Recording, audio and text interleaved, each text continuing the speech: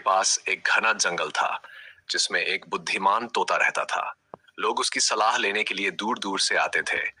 एक दिन एक बूढ़ा व्यक्ति रोते हुए तोते के पास पहुंचा और बोला, महाराज, मेरी औलाद ने बुढ़ापे में मेरा साथ छोड़ दिया। आखिर ऐसा क्यों होता है? मैंने तो अपना पूरा जीवन उनके लिए खपा दिया था। तोता कुछ देर तक चुप रहा, फिर गहरी आवाज में बोला, बुजुर्ग, यह सवाल केवल तुम्हारा नहीं, इस संसार के अधिकांश माता पिताओं का है। तुम्हारी बात का उत्तर देने के लिए मैं तुम्हें एक कहानी सुनाता हूँ। सुनो ध्यान से। कहानी बुढ़ापे का कड़वा सत्य। एक समय की बात है, एक राजा था। वह अपने 3 बेटों से बेहद प्यार करता था। उसने अपने पूरे जीवन की संपत्ति और समय अपने बेटों की परवरिश में लगा दिया। लेकिन जब राजा बूढ़ा हुआ तो उसे महसूस हुआ कि अब उसे सहारे की जरूरत है। राजा ने अपने बेटों को बुलाया और कहा, बेटों, मैंने अपना पूरा जीवन तुम्हारे लिए समर्पित कर दिया। अब मैं बूढ़ा हो गया हूँ। क्या तुम मेरे बुढ़ापे का सहारा बनोगे? बड़ा बेटा बोला, पिताजी, मैं आपकी सेवा करना चाहता हूँ, लेकिन मेरी अपनी जिम्मेदारियां हैं।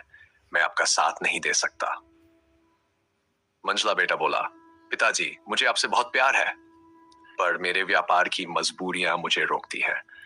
और छोटे बेटे ने कहा, पिताजी, मैं आपकी मदद करना चाहता हूँ, पर मेरी पत्नी और बच्चे मुझे आपकी सेवा करने से रोकते हैं। राजा ने यह सुनकर गहरी सांस ली और अपने आप से कहा, यह संसार का नियम है। जब तक माता पिता सक्षम होते हैं, औलाद उनके पास रहती है, पर जब माता पिता कमजोर हो जाते हैं तो औलाद अपने रास्ते चल देती है। तोते का उत्तर। कहानी खत्म करने के बाद तोता गंभीर स्वर में बोला, बुजुर्ग, जब पेड़ हरा भरा और फलदार होता है तब तक पक्षी उसकी शाखाओं पर बैठते हैं, लेकिन जब वह सूख जाता है तो पक्षी उसे छोड़ देते हैं। औलाद भी ऐसा ही करती है। यह स्वार्थ का खेल है। जब तक माता पिता कुछ दे सकते हैं तब तक औलाद साथ रहती है, पर जब उन्हें सहारे की जरूरत होती है तो औलाद बहाने बना लेती है। बुजुर्ग की आंखों में आंसू भर आए। उसने कांपती आवाज में पूछा, तोते महाराज, क्या इसका कोई उपाय है? क्या मैं अपनी औलाद से कुछ उम्मीद रख सकता हूँ? तोता मुस्कुराया और बोला, समाधान है। जीवन में अपने लिए भी जीना सीखो। अपनी खुशियों का स्रोत केवल औलाद को मत बनाओ। आत्मनिर्भर बनो।